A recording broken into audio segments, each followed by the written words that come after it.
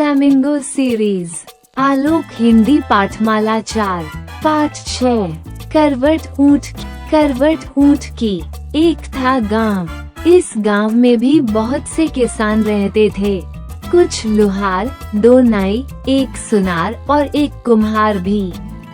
एक किसान का नाम था सोहन लाल।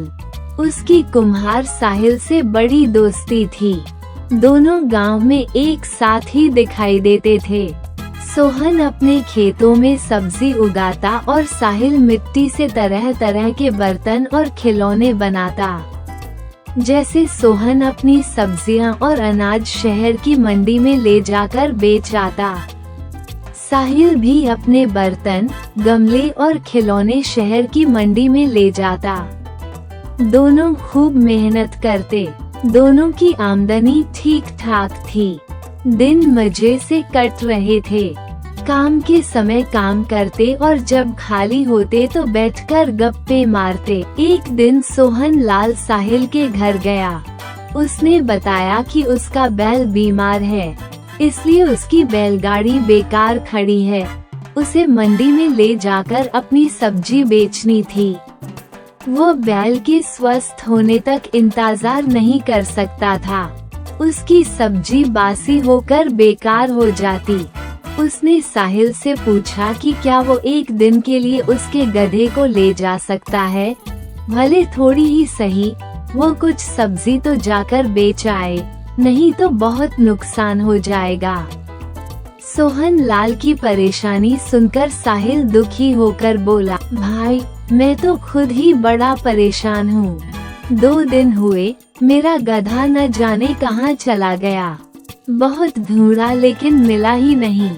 लगता है वो पशु चोरों के हाथ आ गया और उन्होंने उसे कहीं ले जाकर बेच दिया है। बर्तन बने पड़े हैं, लेकिन मैं उन्हें बाजार नहीं ले जा सकता।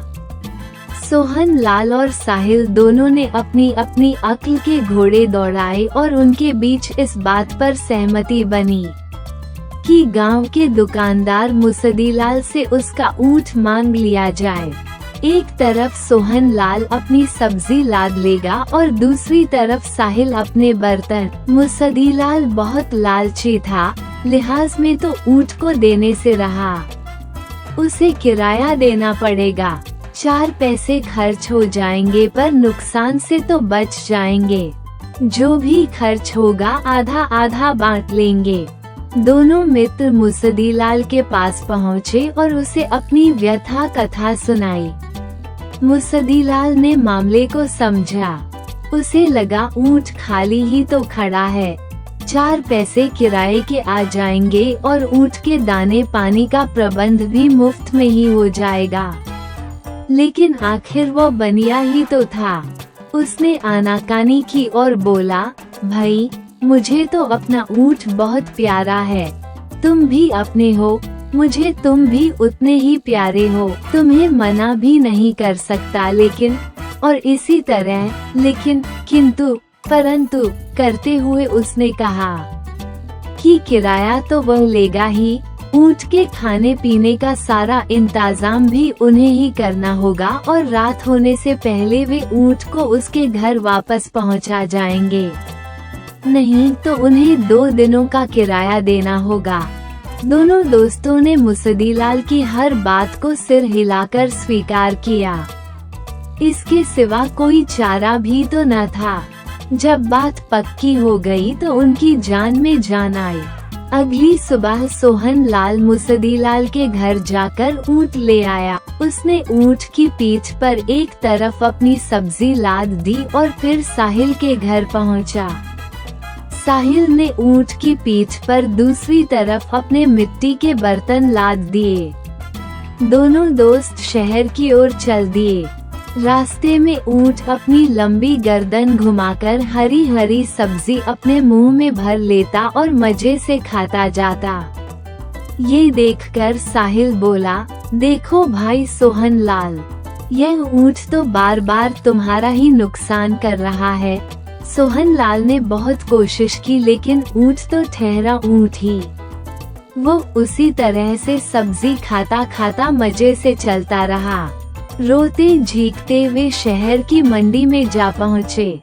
सोहन ने ऊँट को बैठ जाने का इशारा किया, लेकिन ऊँट खड़ा ही रहा। सोहन सोच में पड़ गया कि क्या हुआ, ऊँट बैठ क्यों नहीं रहा। साहिल ने उसके हाथ से रस्सी ली और ऊँट को बैठने का इशारा किया। ऊँट बैठने लगा तो साहिल को लगा कि गलती हो गई। ऊँट तो करवट लेकर बैठता है।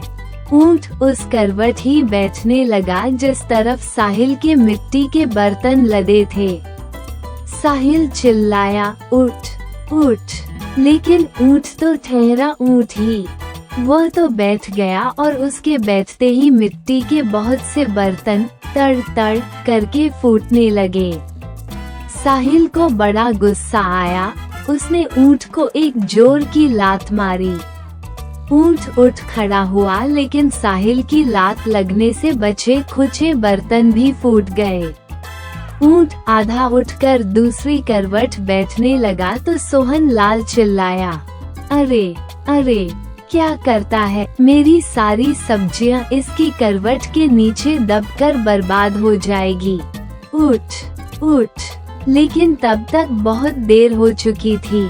ऊँट के बैठते ही सब्जियों का कचूमर निकल गया और सोहन लाल ने भी अपना माथा पीट लिया। मंडी के दुकानदार और सामान खरीदने के लिए आए लोग उनकी हालत पर हंस रहे थे। एक भले मानुष को उन पर तरस आया। समझाया कि भाई, ऊँट कब किस करवट बैठेगा इस बारे में कुछ नहीं कहा जा सकता, इसलिए हमेशा ऊँट की पीठ से पहले सामान उतारा जाता है और फिर उसे बैठाया जाता है। दोनों दोस्त एक दूसरे का मुंह देखने लगे।